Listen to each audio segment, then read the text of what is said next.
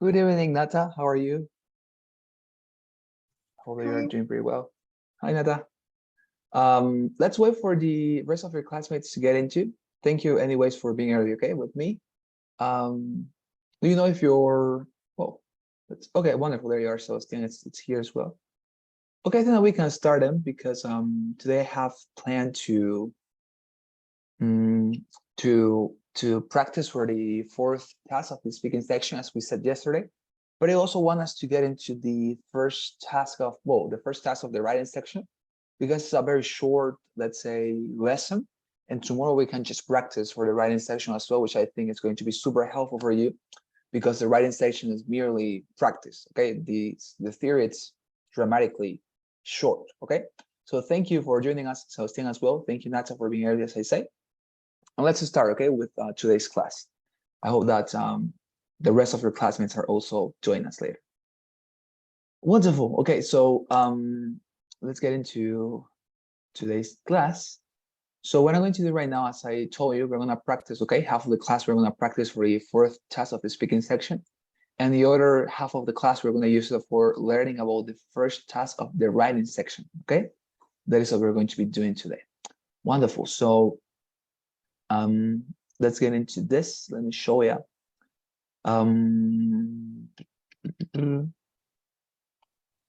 Where's this?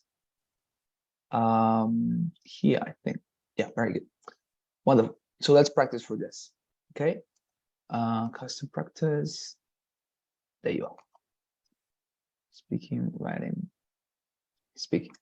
Okay, so as I told you yesterday, we are going to be practicing for the fourth task of the speaking section. Okay, so please have your sheets of paper ready and also your pencils prepared, because you're going to be taking notes, okay, on this lecture. So let's go. So with the first one, we're going to use, by the way, the same technique that we use in order to deliver the responses and then to offer feedback one by one. We finalize the round and then we offer feedback. Okay, that is the way we're going to be working. So let's go. Here we are. Okay, so take notes on this, and then we're going to be delivering the responses, of course, giving you your 20 seconds of preparation before we start with the response period. Okay, let's go and let's start with this lecture on a scientific or academic topic. Let's go. Now listen to part of a lecture in a physical science class. So, in the early 20th century, there was this big debate going on in the scientific community. Did very small stuff like electrons behave like particles? Or did electrons, these negatively charged things that whirled around the nucleus of the atom, did these electrons actually behave like something else? Well, for a long time, it was assumed that because electrons were discrete, because electrons seem to be individual objects with specific energy levels, for a long time it was assumed that electrons were simply small particles. But then, the double-slit experiment happened. In the double-slit experiment, electrons are shot at a screen containing two long vertical holes. The positions of the electrons after they go through the screen are captured on film.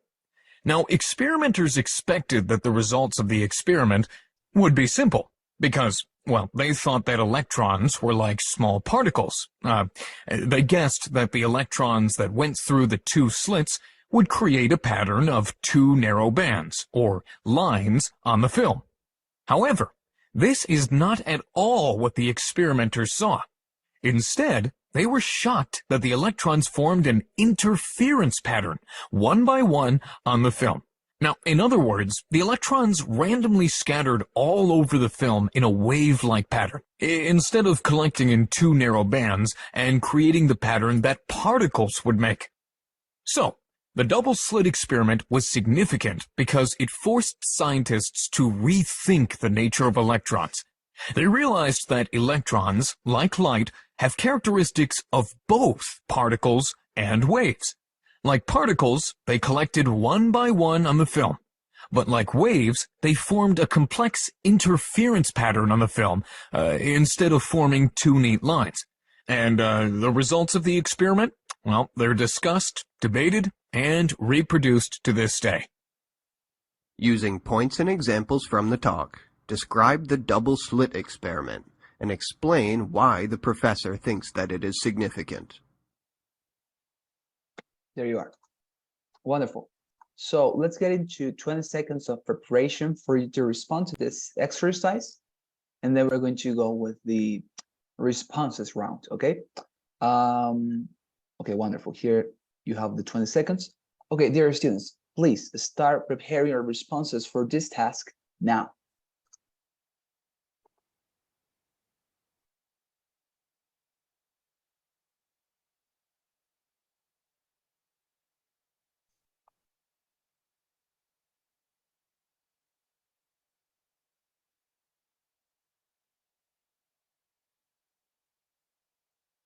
There we are, very good. Now, let's get into the responses round. Okay, Nata, please, you're going to be the first one responding to the question, all right? So please have your microphone enabled and please start responding to the question now. In the lecture, we were presented to the fascinating topic of electrons. In the 20th century, there was a debate of whether the electrons behave like small particles or something else. They thought they were small particles because they were discrete and individual objects. But then an experiment was made. It was the double slit experiment. In this experiment, the electrons were shot on a screen, and they noticed that they form an interference pattern. So the results were that they behaved like waves and particles. And lastly, it was said that the results are still analyzed and debated until this day. Wonderful. Perfect. Thank you very much, Nata. Wonderful. Sebastian, you're going to be the second one. Please have your microphone on and start responding to the question now. In this lecture, we have been introduced to the topic of electrons' behavior. Back in the 20th century, scientists were wondering how electrons behave, if they behave like particles or something else. And so all they knew was that it was an individual object with a determined amount of energy.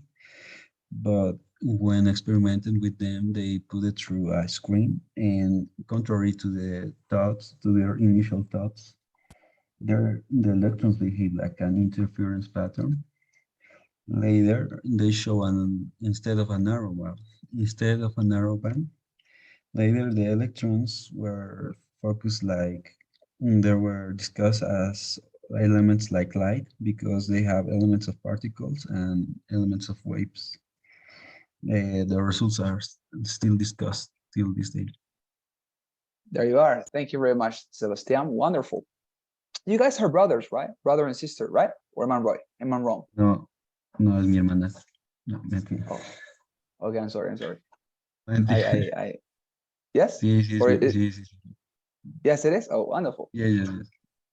Okay, then there you are. Yes. Well, very good. I just want to congratulate you. Both of you have a very interesting level in English. I think that your responses are always tremendously well organized, and I think that they are very clear. The way you speak is very understandable. Your grammar has been very well practiced, I think, in order to deliver responses of this quality. Okay, just want to congratulate you, both of you. It's very good. So yeah, so I was saying, with regard to, for example, the structure, I think that you understood it pretty well. For example, Nata follows the wording of the structure that I presented. Sebastian changed it a little bit, and that is wonderful as well, because I told you, look for your comfort in this case, right? For your comfort, and also for what you consider is going to give you more solidity in your response, and also what is going to be considered more scholar, right? Remember, the word scholar means erudito, right? And of course, when we are taking the TOEFL exam, we want to demonstrate such a scholarship, erudición, in our English as well. So I think that by changing the wording as Sebastian did, that is also a very good idea as well if you want to alter the wording. But in any case, both responses were perfect for me. Okay, honestly, I don't have any objection.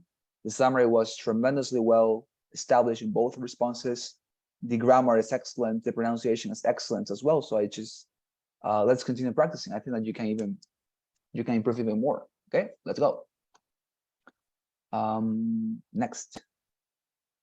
Okay, here we are. Okay, a new one. Second exercise.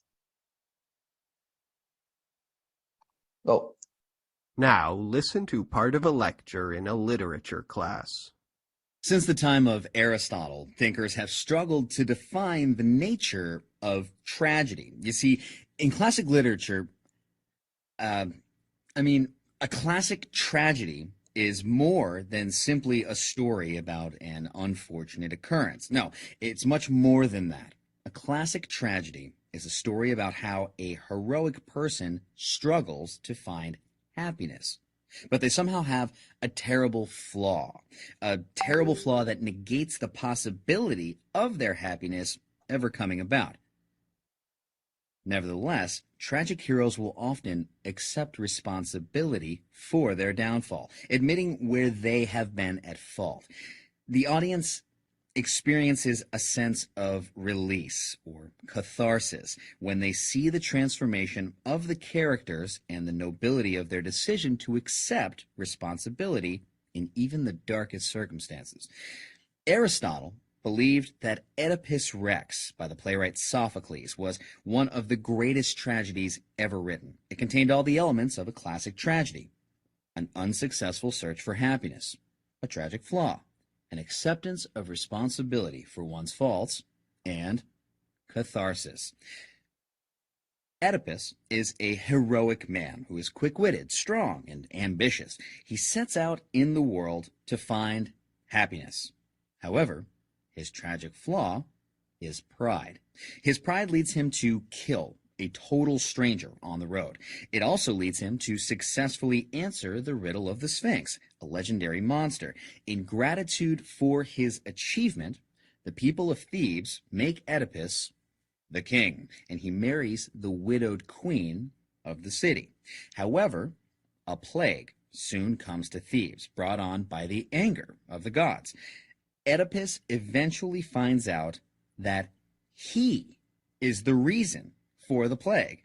The stranger that he killed on the road was his father, and the woman that he married was his own mother. The play ends in sadness and disaster as Oedipus blinds himself and his mother commits suicide. However, before this happens, Oedipus apologizes for his pride and takes responsibility for all that happened, leading the audience to experience catharsis, a sense of release, thanks to his heroism in the face of suffering. No wonder Aristotle praised the play so highly. Using points and examples from the talk, explain why the professor thinks that Oedipus Rex meets the definition of a classic tragedy. There you are. Wonderful, very interesting lecture anyways, right? Okay, let's go. Please, dear students, begin preparing your responses now.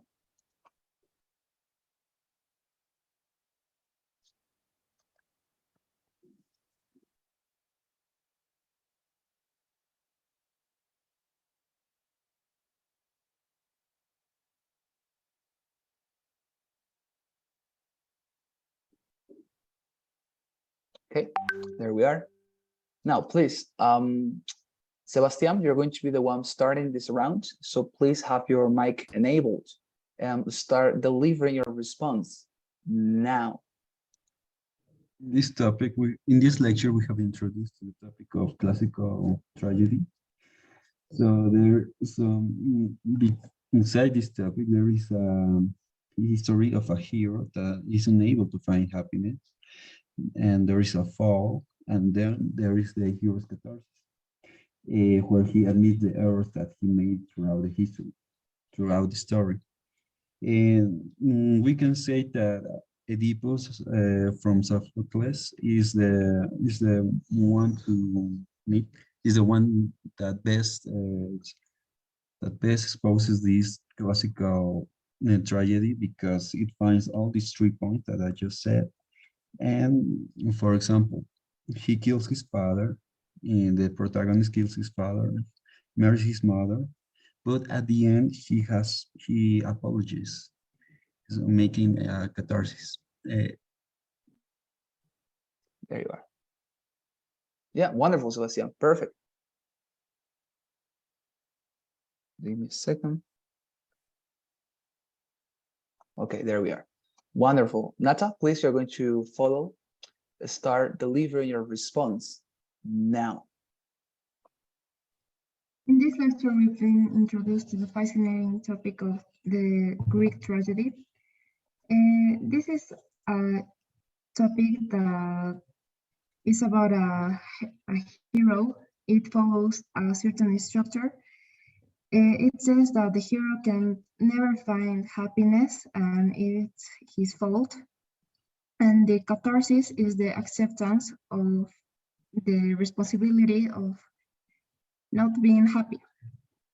It said that Sophocles' Oedipus is the best tragedy because it has all the elements.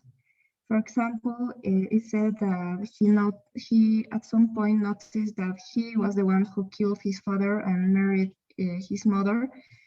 So then he takes responsibility for the bad things he has done in the past, and then it allows the public to have a catharsis. There we are. Wonderful. Thank you very much, Nata. Okay, so very good, very good. Let me give you some feedback now. So in the case of Sebastian, for example, I think the response was wonderful. I just have one little observation. For example, when you use the word classical, no, it's fine, but nonetheless, it's more common to use classic, all right?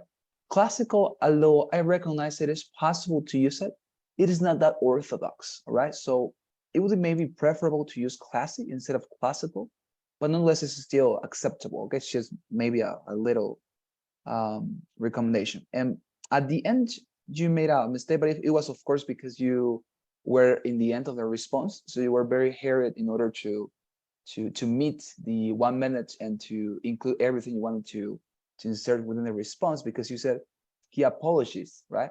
When it is he apologizes, right? But nonetheless, wonderful. The response was tremendous, as always, Sebastian. Congratulations, okay? And Nata as well. I think that in this case, well, you just exceeded a little bit the let's say the boundary for this task, that is 1 minute. You, I think, exceeded for 5 seconds approximately. But of course, it's a matter of practice and something that I know that you're not going to repeat on the exam. Anyways, it's better, I would say, to be caught because you have a lot of things to say than not knowing what to say, right, in the response and just delivering a terrible summary. That is not your case, because your summary was wonderful. So it's not a huge problem if this happens to you as well in the exam and you exceed for, I don't know, 3 seconds and it is not recorded. Well, it's not something really bad. They are just going to say, well, I mean, she didn't have time, she didn't calculate very well the end of the response, but anyways, they are going to value what you said in the response. Okay, so don't get, let's say, don't get very much worried if this happens to you as well on the exam.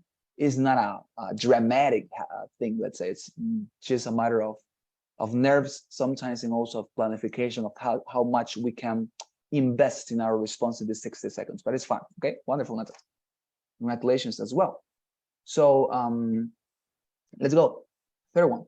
Okay, and then we're going to start with the writing part that as I told you. And if we have extra time, we're going to come back to the practice. Okay, so please enjoy this new lecture on an academic topic. Now listen to part of a lecture in a literature class.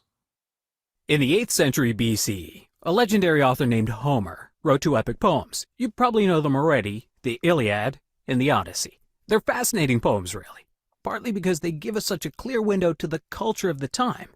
But what culture or what period of Greek history was Homer describing? His own era or an earlier one? It's an interesting question, but it's very likely there's no real answer. You see, Homer was working in the oral tradition. Before he wrote the Iliad and the Odyssey down, poems were told and retold by generations of storytellers. Each generation added details to the poems, so it's likely that these poems are actually this. They're an interesting mixture of historical details about a bunch of different time periods. So let me give you a couple of examples. Here's one. Homer describes helmets made out of boar tusks. Well, just these kinds of helmets have actually been discovered in sites dating back to the second millennium BCE in Greece. They weren't used in later time periods. That's a pretty clear indication, right? So clearly Homer's poems preserved some authentic details about the distant past, and some would argue that's the era Homer intended to write about. But then we take a look at another detail and it's a bit more nebulous. Homer describes chariots, horse-drawn wagons carrying warriors into battle. He describes them as simply carrying troops on and off the battlefield. That might be how chariots were used in Homer's time, sure, but in earlier history, the time when those helmets might have been used, say, they were used in battles themselves. The chariots, that is. So this is a good example of Homer adding details from his own world into the poems. Using points and examples from the talk, explain why the professor thinks there is no real answer to the question of what period of history Homer described. There you are. Wonderful. So let us all go to the 20 seconds of preparation for this response, okay? Let's go starting now.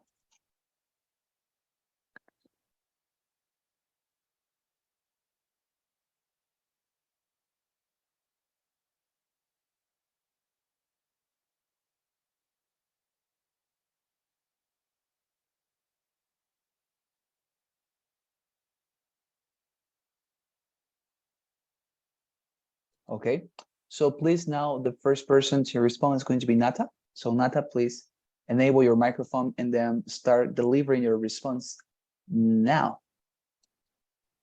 In this lecture, we can presented to the fascinating topic of whether Homer described a certain era of the Greek culture. Homer made poems, for example, the Iliad and the Odyssey. And these two poems show different aspects of different time periods. And that's why Homer doesn't show just one specific time period. They are rather mixed. For example, in one of his poems, there were some helmets that were used quite a long time ago from his era. So we can notice that he puts elements from his own world into the poems that might be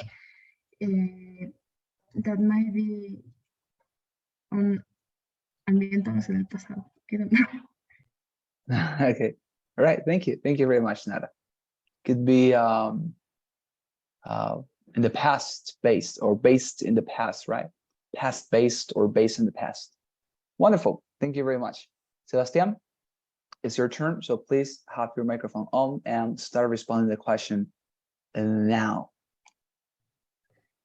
In this lecture, we have introduced to the fascinating topic of Homer's Iliad and Odyssey, whether if it describes the culture of his timeline or of a previous one. We know that Homer was a storyteller, so we can say for these details that, for example, he describes some helmets that were discovered 2 millenniums before they're in Greece, 2 millenniums BC. And so we can say that it has some authentic details, but later in other parts of the poem, there is chariots that was using wars that was from their era, not before. So we can say that these are details that were added by Homer. And so we don't really know what is the real answer here. All right, there we are, wonderful. There we are. Very good. Thank you very much, Sebastian. Okay, wonderful. Again, I think that the response here was excellent for both of you. Not that well, although you, of course, had that little blunder at the end. Yeah, it's a matter of when you don't remind how to say an expression, better to look for a super basic general way to say it, right? With simple sentences, as for example, I don't know, it was about the past, right? You could have said, or it was about older times, or it was about the antiquity, and that was it, right? But nonetheless, of course, here the expression I think that you were looking for was that it was based in the past, right? Or it was past based. So try to try to take notes on that expression. It was past based, all right, or it was based on the past, right? That is what you meant when you said ambientado en el pasado, based past, or based in the past. Okay, or excuse me, or based in the past, or past based. Based in the past or past based. All right, any of those is going to work out. Okay, but wonderful, Nata. Congratulations again. I think your summary was excellent. Okay, very, very smooth, very much connected, so that whenever you speak, I notice how you are transitioning smoothly and naturally from the introduction you give until the end, and that is wonderful. Okay, for Sebastian, again, exactly the same. Very good organization in their response. You know, I think in this case there were no errors in the pronunciation of words. So yes, I think this is a perfect response as well. Congratulations, Sebastian. Wonderful. So wonderful. I think that until this point we have had a very interesting practice. So I want to now get into the writing section, okay, before we continue with the practice, so that tomorrow we can still just practice for the writing section.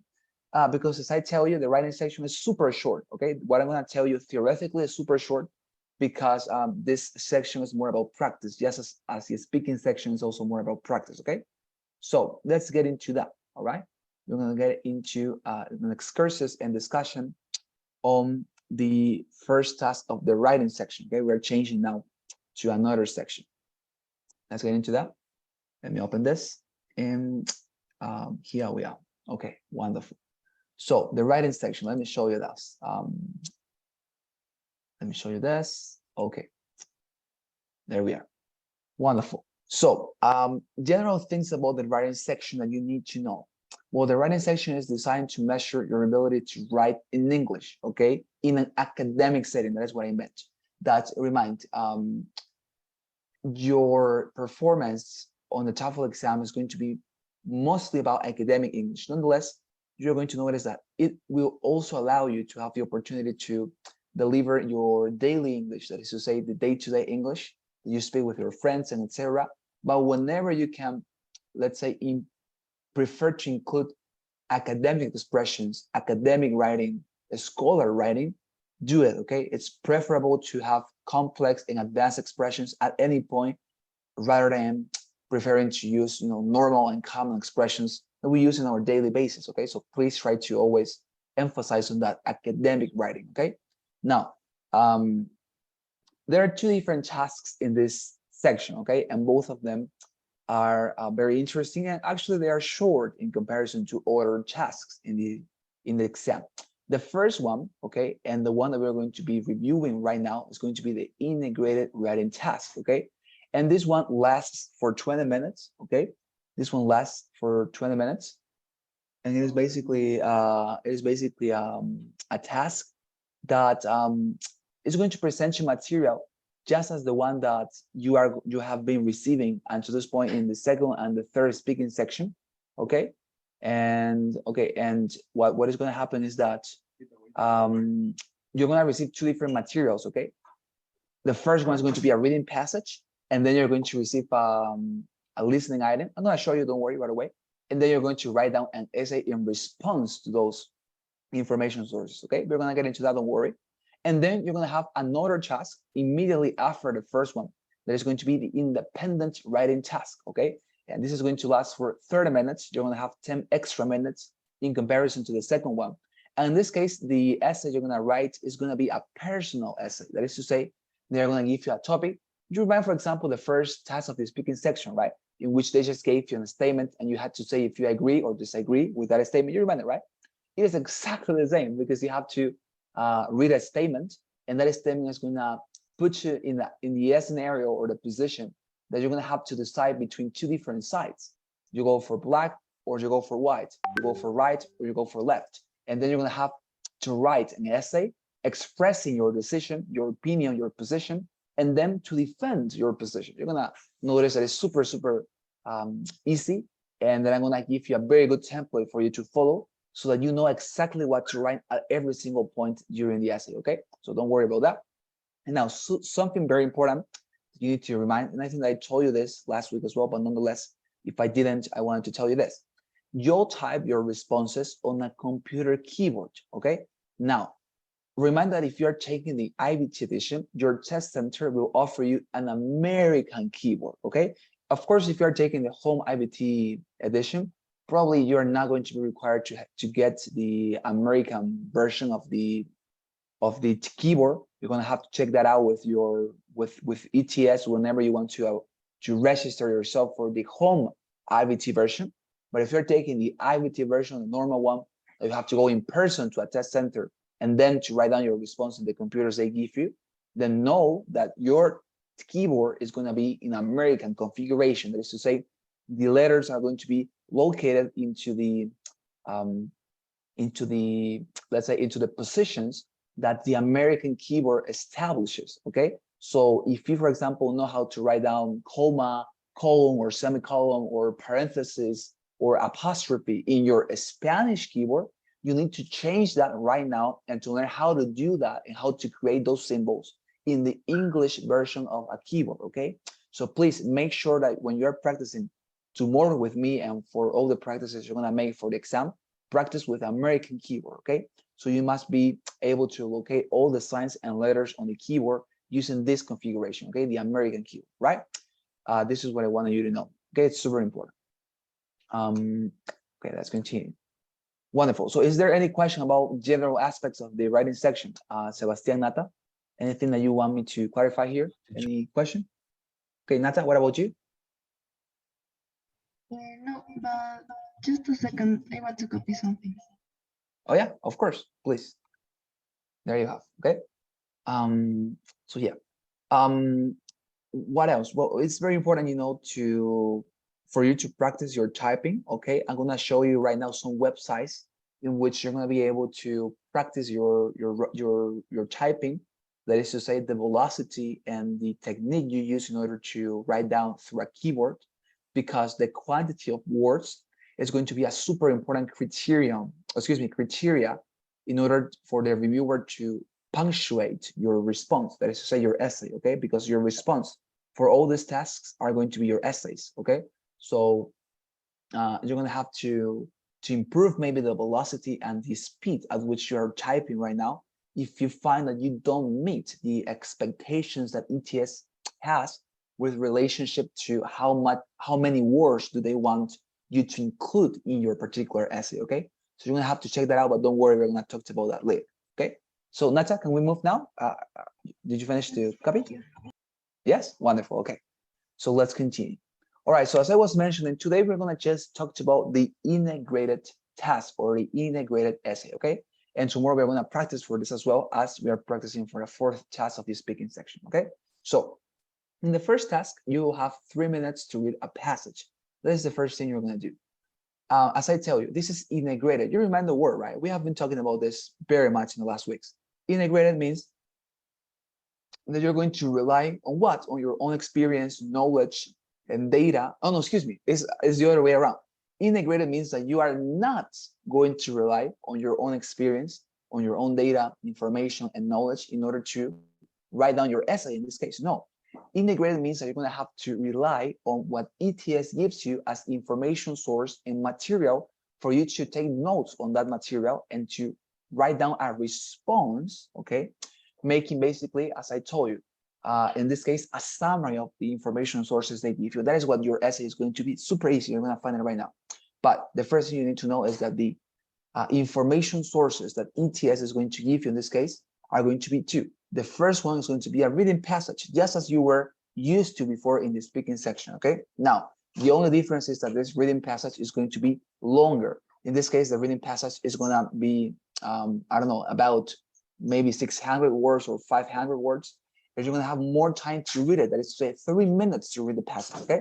So now, remind that in this essay, it's super important you also assume the role of a journalist, okay? Remind that you are not here allowed nor permitted to give your opinion, your knowledge, your own criteria about the exam, excuse me, about the topic that they are proposing you. So please avoid giving any type of personal opinion, any type of external information to the material that ETS is giving you, okay?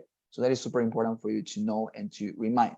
Now, in your reading passage, by the way, when you read it, you're gonna have 3 minutes, as I said, and you can take notes if you want. Okay, it's permissible if you want to take notes during this 3 minutes. Maybe let's say you start reading and you finish the reading passage in 2 minutes, so you have 1 more minute to do something, right? So maybe you're wondering, what should I do if I finish reading my passage before this 3 minutes are ending? So my response for you would be simply go about and then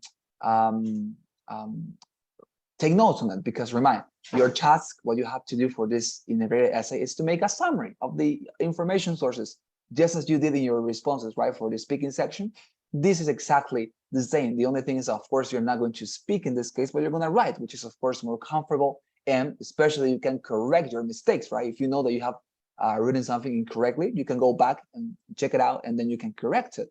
So that is going to be a huge advantage, of course. So as I say, if you finish your reading passage before the 3 minutes are gone, my recommendation is please take notes on it and begin establishing and thinking about your summary, okay, of the reading passage. Now, after you finish the 3 minutes that ETS gives you, okay, you're going to be taken directly to the second information source. And what is going to be that information source? Well, it's going to be academic talk. That is to say, a lecture, just as we have been listening to in all these weeks and during the last classes. A lecture on the same topic you read about is going to be the second information source. As I told you, I love the TOEFL exam because it's super predictable. The things are always repeated, and that is what helps you to get a wonderful score, because you don't have to worry about innovations and things of that sort, but you always know what is going to happen. So in this case, as I tell you, it's going to be exactly the same. An information source, there's going to be a lecture, a listening item you're going to listen to of a professor discussing exactly the same topic that your reading passage discussed. For example, if your reading passage was about, let's say, I don't know, Da Vinci's first artwork, then the lecture you're going to listen to is going to be about Da Vinci's first artwork, okay? A professor discussing that topic, right? So, and in your response, as I say, the only thing you have to do is to make a summary, okay? Make a summary of both materials. I'm gonna show you how, okay? Don't worry. Now, some things you need to know. I'm gonna show you right now what you're going to be looking at on that day, all right? Let me show you here in my simulator, okay? I want to make sure that you get a pretty good glance of how your screen is going to be looking like, or looking alike, excuse me, on that day, okay? Because I think that is super important for you to remind how, or to know, I'm sorry, how is your essay, excuse me, your screen going to be looking alike on that day? Because maybe that is something that troubles you. How is going to be the menu? What options am I going to have? Where should I write my response? Well, I'm going to respond to that here through the simulator. Okay, so as I say, the first thing you're going to be receiving is the first information sources. You can see it's this, right? Look at this. It's a reading passage that in this case is longer than I think that what we got used to until this point, right? Because if you remind, what we got used to until this point were very short passages. In this case, this is a long passage in comparison to those other passages, okay?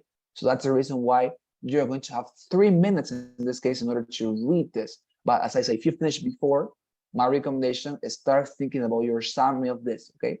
What points are you going to mention that are, of course, the main points and ideas in this reading passage, okay? So after the 3 minutes are done, you're going to be directly taken to the other part. But if you, of course, don't want to continue here and you have, let's say, finished with your reading and finished with your summary, you can always press the button next, okay? So if you press next, that is going to take you directly to the listening item, okay? And the listening item, as I said to you, is going to be the last information source you're going to receive. In this case, the lecture is not going to be that Now long. listen to part of a lecture on the topic you just read As about. you can see, it's going to be a lecture of no more than 2 minutes. So it's going to be super, super basic and non-innovative, let's say, non-surprising, because this is something that you are super used to until this point, right? So you listen to this, of course, you take your notes because you're going to have to make a summary of this. And after you finish with that, you're going to be looking at this. Let me show you. Here is what you're going to be looking at. This is going to be what? Your box, your response box, let's say, in which you're going to be able to write down your essay. And here, by the way, this is something very important. very, let's say, comfortable and friendly characteristic that ETS allows you in this particular part of the exam is that the reading passage that you read is going to be available for you on one side of your screen during the entire 20 minutes you have to write down your essay, okay? Maybe this seems weird, but as I say, it's a very good advantage that they give, that the reading passage you read is still going to be available for you to reread it whenever you want during the 20 minutes, okay? So you can have here on one side your response box, in which, as you can see, you're able to write down your essay. There are many things described, right? Whatever. So as you can see, on the other side, you're going to have the reading passage available for you to read it. And here I wanted to comment on the menu as well. So what else about the menu? Important to know that the menu, as you can see, is going to allow you to write down your response. Now, something important, there is not going to be a software telling you, for example, if you write, let's say, house rather than house, there's not going to be something telling you, hey, this is wrong, right? As we have, for example, in Word, when we write a word that is incorrect, there is something telling us, right? And it highlights the word with red. So this is not going to happen on the exam, right? There is not going to be any software. For example, in this case, it happens because I have Grammarly, but this is not part of the exam, okay? You're not going to have any type of Grammarly or software as the one that you have in Word that is going to tell you, okay, in this word you wrote erroneously, please come back and check it out. No, this is not going to happen, okay? As I say, the only thing that you're going to have is the space to write down your response, excuse me, but nothing is going to tell you if you commit a mistake here, if there is a grammar mistake here, an orthography mistake here. You are going to be responsible for all that, okay? So you're just going to have a space, as I say, for you to write down your response, no more than that, okay? So here, another important characteristic is, as you can see, you're going to have a word counter, okay? Look at this, it says word count, and this is going to be always augmenting and increasing the quantity of words as you go about writing more words, of course. For example, if I say the dozen, right, of, I don't know, different plants, as you can see, the word counter is what? Augmenting, right? So whenever you continue writing down your response, this is going to be augmenting as you write down more words. Now, if you don't want to see how many words you're going to have during until that point in your essay, there's going to be here an extra button as besides the menu that says word count, and the button is going to say height. So if you don't want to see or look at how many words you have written until that point, you can press that button of height, and then your word counter is going to be, of course, hidden. Now, if you want to, of course, re-watch how many words you have written, you can, of course, again, press that, and then you're going to be able to see how many words. This is done for people who don't like, of course, to see how many words they have written until that point. If this is your case, please feel free to press the button that says height, that is always going to be besides the word counter, and then you just are going to be forgetting about that for a while, and you can check it out later if you want, okay? So the word counter button is going to be here, and the high button here, besides the word counter. What else?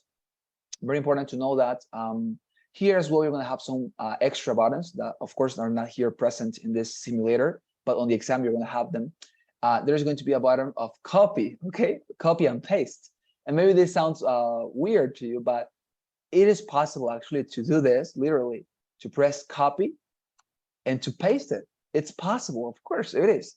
And now, of course, don't be tempted to do this during the entire essay just because you want to have more words, okay? Of course, if you're just pasting and pasting and pasting things within your chat box, excuse me, within your response box, the reviewer is going to notice it and it's going to lower your score. Of course, you don't want that. So if you are going to copy and paste something, let it be just quotations, okay? Citaciones of something that, I don't know, you want to specifically mention about the reading passage. That is, I think, the only legitimate use of a copy and paste. Beyond that, I don't recommend you to use this because copy and paste is although it's tempting, it's going to, of course, affect negatively your essay because you are not being able to write down by your own, but just copying, right? And that is something that everybody could do, not somebody who is proficient in writing. So as I tell you, copy and paste are still going to be available there if you want to use them. Okay. Is there any question with regard to this menu, Nata?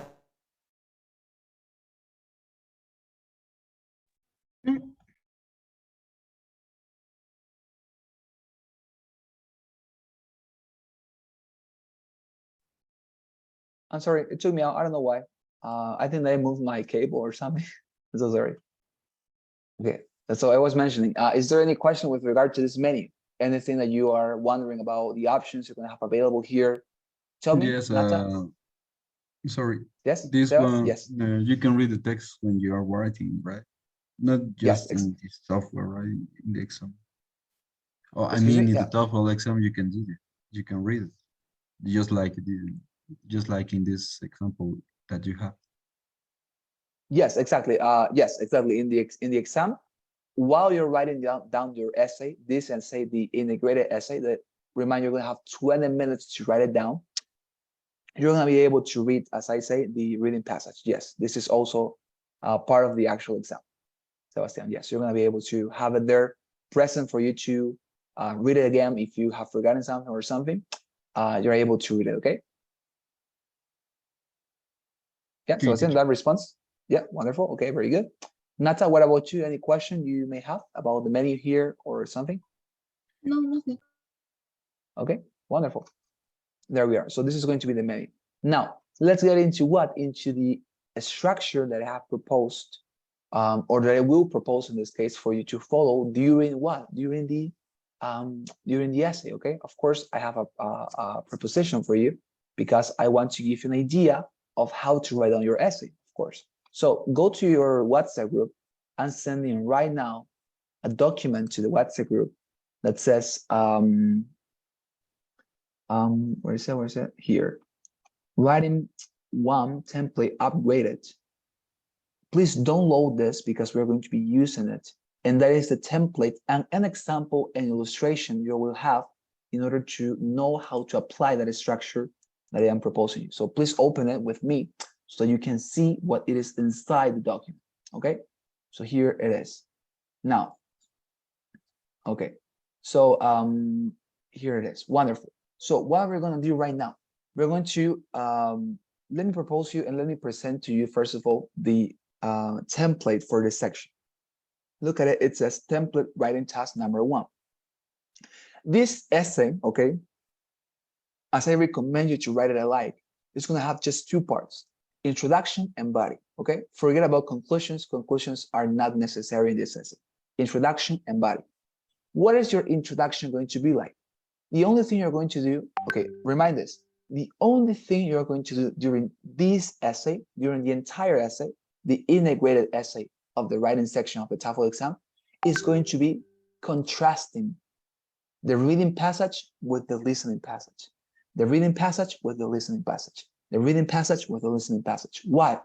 Because you're going to notice right now, there is a special characteristic of this essay and a special characteristic of this task. And why? And what is that characteristic? That the reading passage and the listening passage always contradict each other. Always.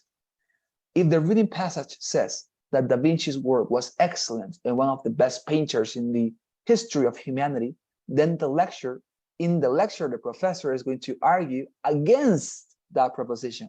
And he's going to say, no, actually, Da Vinci was an imposter and he was one of the worst artists in human history. Okay, so as you can see, you're going to have that scenario. The reading passage is going to go, let's say, defending a position, and the lecturer is going to contradict it. And that scenario is going to repeat again and again and again and again, and you're going to find it on your exam as well. Okay, so that's the reason why during the essay, we also have to convey that scenario. And how are we going to do it? By contrasting the reading passage with the listening passage. How are we going to do that? Let me show you. So first of all, let's read or let's listen to an example okay. Let's listen to an example of this and let's read an example of this. Okay, so I'm gonna open right now here the topic that I want us to listen to. Okay, so please be ready to take notes. This is not the one. Not this one. Sorry, just give me a second. Next. I hope it's this one. No. Right, let's continue. We're going to right now read a passage, okay, together, and we're going to listen then to a lecture, and then we're going to, with following that, we're going to exemplify how to use the template, okay? Come on, tell me it is not the last one. Okay, whatever. I want the other one. There is one about Claudius, an emperor of the Roman Empire. Come on. I think it's going to be the 7th one. Okay, doesn't matter. Next. Yeah, here it is. So please, I'm pasting this to the chat box, okay, dear students. I want you to go and read it with me, okay? Go to the WhatsApp group. I'm pasting this, okay? It's a reading passage very similar to the ones you're going to receive on the exam. The extension, the complexity is going to be super similar, okay? So please, let us read it together, okay? I'm gonna read right now. So it's just an example, okay? So don't worry. Of course, in the practices tomorrow, you are going to be reading by yourself, okay? In this case, let us read together. It says, I'm gonna read it here. So it says, the Emperor Claudius of Rome ruled an empire spanning 3 continents between 41 and 54 CE, excuse me. His reign was of massive importance to the history of ancient European civilization. In fact, the emperor was among the most innovative, fair, and wise in all Roman history. Now, I want you to notice, they are speaking positively of Claudius, right? Notice that. They say they are innovative, or excuse me, that he was innovative, fair, wise. Notice that. However, because Claudius suffered from physical handicaps and spoke with a stutter, ancient authors were biased against him. Consequently, their descriptions of his time in power are almost uniformly hostile, and many ancient historians ignore all of the good that he did. Claudius' reign was important for its major innovations. He conquered the island of Britain and incorporated it into the Roman Empire. He also built a new harbor for Rome and oversaw the construction of several new aqueducts, which brought clean water into the city. He even created laws to protect the rights of the slaves and expand Roman citizenship to new people. All of these facts suggest that he was a gifted ruler with a strong judgment, despite what may be found in histories written by his detractors. Another reason for the hostility of ancient authors toward the reign of Claudius has to do with the fact that the writers were usually of senatorial class. Claudius was not elected to power by the Senate and severely limited its traditional powers during his reign.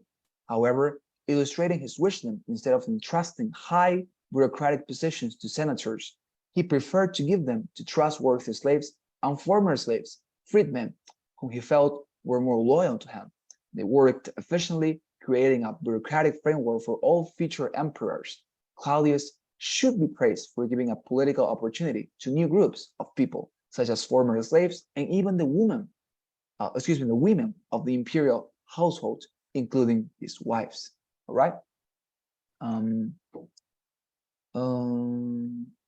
Okay, there you are. So this is the reading passage. As you can see, not very difficult, right? Now let's listen to the listening item on this topic. Please take notes, because we're going to be using it as an example with the template, okay? And for you to understand how the template works. Let's go.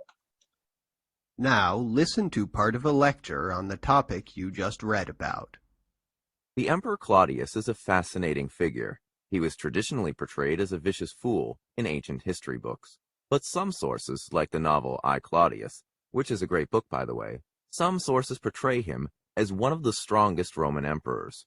I want to interrogate that idea today.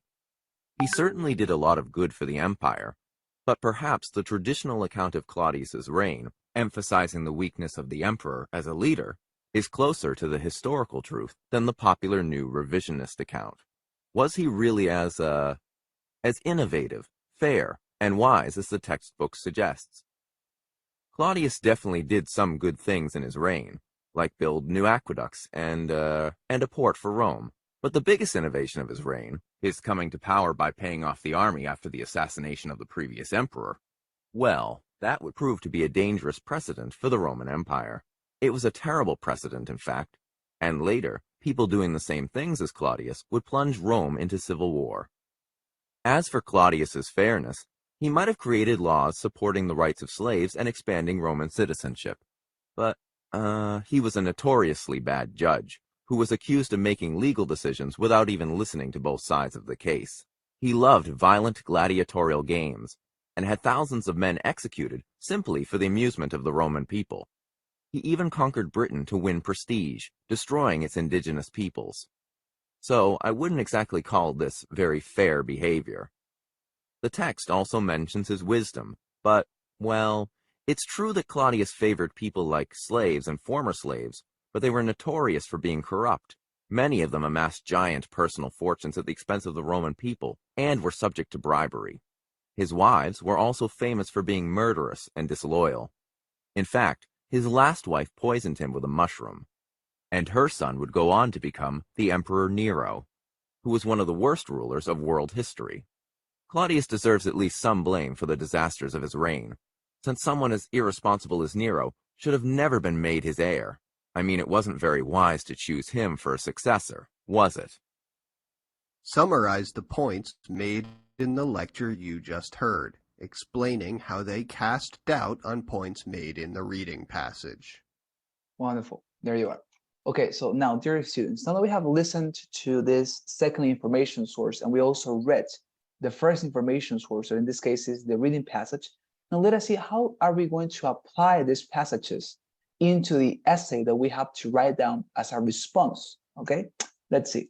Now, coming back, as you were able to notice, what did I tell you? I told you, right? They're going to contradict each other. And that was exactly the case, right? The reading passage argued positively, that is to say, in favor of Claudius' reign, and the professor in his lecture argued against him. That is to say, he was a terrible ruler, etc., right? And he gave his reasons. So now apply that concept to the template. Notice this. The first thing you're going to do in your introduction is to express what? To express that opposition that exists between the reading passage and also between the listening item. Okay, for example, you're going to follow these words. The reading extract leads up with, nonetheless, in the lecture, it is said that. Now, I want to show you this practically. How do we apply this? Go to the third page, okay, in the writing template that I sent you, and you're going to find this essay. Now, this is the essay that I wrote about the reading passage and about the listening item which has received. So, applying the concept, I'm going to erase the second page. I forgot to do that. Erase the second page, okay? Erase it. It's not necessary. Just the third one is going to be the one we're going to use as an example. So look at this. What are the words or the phrases we are using here in the template as an introduction? Is the reading extract or passage, right? Let's have with, nonetheless, in the lecture, it is said that. Notice how I am applying that into the essay I wrote about the topics we just listened and read. The reading extract leads up with the idea that Claudius was not a terrible emperor for the Roman Empire, and he contributed with illustrious works for his people. As you can see, this is what? This is a super short summary of the general idea of the reading passage, right? Because remind, the reading passage positively supported Claudius' reign. So I am expressing that. I am simply summarizing. The reading extract leads up with the idea that Claudius was not a terrible, emperor for the Roman Empire, and he contributed with illustrious works for his people. Okay, that is what the reading passage said. I am simply summarizing here that in these lines. All right. Now, after that, look at the template. What comes later? Nonetheless, in the lecture, it is said that, and here notice what I did. Nonetheless, in the lecture, it is said that, and I'm going to now contrast the reading passage with what the lecture said. The lecture, it is said that this optimistic understanding of Claudius' authority and deeds is actually inaccurate. Okay, so this is again my summary, super brief, of what the lecture is all about. That is to say, it's simply summarizing what the lecture said with regard to Claudius' reign, that it was not actually very much good, and what the reading passage says about Claudius is inaccurate, was not actually true. So after you do that, okay, after you finalize with your introduction, something very important for you to do that it is not included here is to use a connector phrase. That is to say, a transition phrase. When you finish to deliver here your brief summary of the reading passage and the listening item contrasting them. That's the reason why we're using here nonetheless, right? Sin embargo. Reading passage and the listening item contrasted, then you move on to say a phrase that is going to connect this introduction with your body. And what is that going to be, or what is going to be that phrase? The phrase is going to be the following. I am going to proceed to expose both views, right? This is a transition phrase that you are going to now detail a little bit more what the reading passage said and what the listening passage said, all right? So always include a transition phrase like this. It could also be, for example, I am going to proceed to, let's say, analyze both views, or we are going to talk about both views, whatever phrase you can invent and make up in order to transition it from your introduction to your body, okay? That is to say, to mention all that, all right? Is it clear, dear students here? Any question about the introduction, Nata, Sebastian?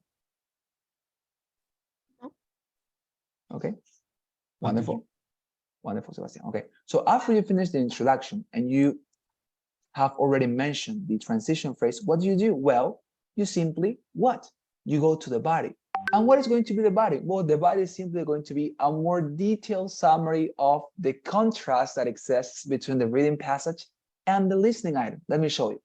For example, the template says, firstly, in the reading passage, it is claimed that, and then nevertheless, in the listening presentation, it is noted that. So as you can see, this both phrases, we're going to apply them into our essay. Look at how I apply them. For example, here I say, firstly, in the reading passage, it is claimed that Claudius was very innovative. That is to say, here I am complimenting, by the way, okay? You always compliment. Remind that in this case, your essay must be at least 150 words, okay? Then repeat, your essay must be at least 150 words long. If it is less than that, you are in a trouble. If it is more than that, wonderful. But as a minimum, you need to have 150 words, okay? So whenever you finalize with the phrases that I am including here in the template, if you can complement that, go about complementing with the information you have gathered. For example, firstly, in the reading passage, it is claimed that Claudius was very innovative. That could be all let's say, that could be all I mentioned about the reading passage. It is a tremendously good summary that he was very innovative. But here I am complementing, right? That is to say, he came up with remarkable works and reforms to the Roman Empire.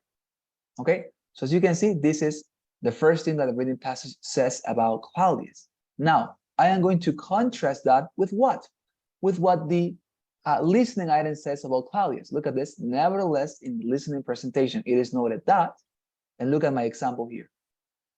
Nevertheless, in the listening presentation, it is noted that the only reformation and creative modification Claudius postulated in the Roman Empire was treason.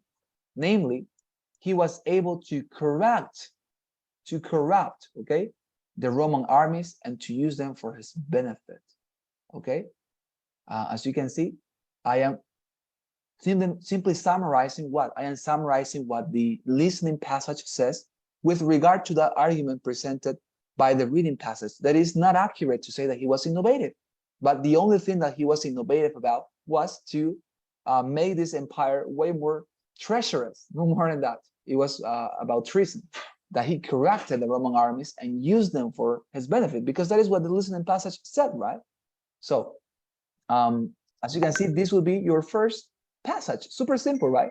You don't have to do more than simply, as I say, summarizing the reading passage and contrasting that with what the listening passage said. Now, secondly, in the reading excerpt, it is pointing out that the listening passage claims, notwithstanding, in the professor's speech, it is maintained that. Let me show you how am I going to apply, these expressions to the essay. So secondly, in the reading excerpt, it is pointing out that Claudius was a straight ruler and judge for his people. So here I am again summarizing what the reading passage said about Claudius, that he was a straight ruler and judge for his people. Further, I am complementing here, remind that you can complement whenever you want. He executed justice and collaboration to slaves and facilitated the acquirement of Roman citizenship. Okay, now this will be my summary of the second point mentioned in the reading passage in favor of Claudius. Now, I am going to contrast that with this phrase here. The listening passage claims, notwithstanding, in the professor's speech. Okay, this is a second option. I'm going to erase that because I think it's confusing. So this is what you have to say. The listening passage claims notwithstanding, and look at how I used it. The listening passage claims notwithstanding that Claudius, I hear Claudius, it's Claudius. The Claudius was not indeed a just and righteous ruler. Likewise, he is said to have loved violence and the elimination of indigenous weak populations, right? Why? Because this is what the listening passage said about his rulership. That is to say that he was actually a lover of violence and that he liked to eliminate indigenous populations in Rome, okay? So as you can see, I'm contrasting what the reading passage said positively with what the listening item argued in or against or in a negative manner about Claudius, all right? So as you can see, that is what you have to do. Now, finally, look at what the template says. Finally, in the reading selection, it is stated that, and on the other hand, in the presentation, it is mentioned that. Here, I am going to do exactly the same. With the third point that the reading passage mentioned, finally, in the reading selection, it is stated that Claudius was prone to recognize the value of diversity in his kingdom. Namely, he disposed many political charges to previously owned slaves and women, a practice not very common in those times, right? So this is my summary of the last point made by the reading passage in favor of Claudius, and I finalize with this. On the other hand, in the presentation, it is mentioned that I am contrasting, right? Contrastando. On the other hand, in the presentation, it is mentioned that his decisions were not appropriate and turned out to be harmful for the empire. The slaves he charged with power ended up being corrupt, and his wives were abominable. To top it up, his legacy brought us one of the worst rulers in human history, namely Nero. Okay, so you can see I am summarizing again the listening passage and opposing it to the reading passage and the positive things that it said about Claudius. All right, so that is exactly what you have to do and repeat for all the topics, because as I say, the reading passage, the listening item is always going to contradict the reading passage. Okay, so this is the this is the game you have to play. Always contrasting this with that, because they are contradicting each other, and you don't have to take a position here. No, you have to simply show the reviewer that you understand that they are contradicting each other and they are trying to look for the truth. Is there any question with regard to the template, Nata, Sebastian? No. No, teacher. All right, wonderful. So this is exactly what you have to do, okay? So please, I'm gonna give you this, okay? Tomorrow we're going to practice a lot, okay? We're gonna have a very interesting dynamic tomorrow. So please don't lose tomorrow's class, because tomorrow is going to be very interesting, okay? So if you have more questions, I'm gonna stop sharing this. And please, dear students, help me with the traditional pose that we always feel, okay? Let me launch it for you. Today we're actually gonna take two poses because it's Wednesday. And every Wednesday we feel two, but please help me with the first one, and I'm gonna take your assistance, okay? Look at your screen, and please listen to your name as well. Let me see, here we have, okay, here we are. So is here present, in a second. All right, wonderful. Okay, thank you very much. Okay, so I'm gonna end this one, and please help me with the other one. I'm sorry for bothering you. It's just, you know, the company always wants me to take two different posts, so please help me with the second one, okay? You help me a lot. Okay, wonderful. So now listen to your name. Cerruto Natalia Fernanda. Here. Thank you very much, Natalia. And secondly, Sebastián Cerruto. Okay, thank you very much, Sebas. There you are, wonderful. So thank you very much to your students for your responses, for your presence. Tomorrow we're gonna practice. Change your keyword, don't worry, don't forget it. American English, okay? American English in your keyword for tomorrow's practice. Thank you very much and see you tomorrow, okay? Have a wonderful night. Bye. Thank you. Thank you very much. Bye-bye. See you.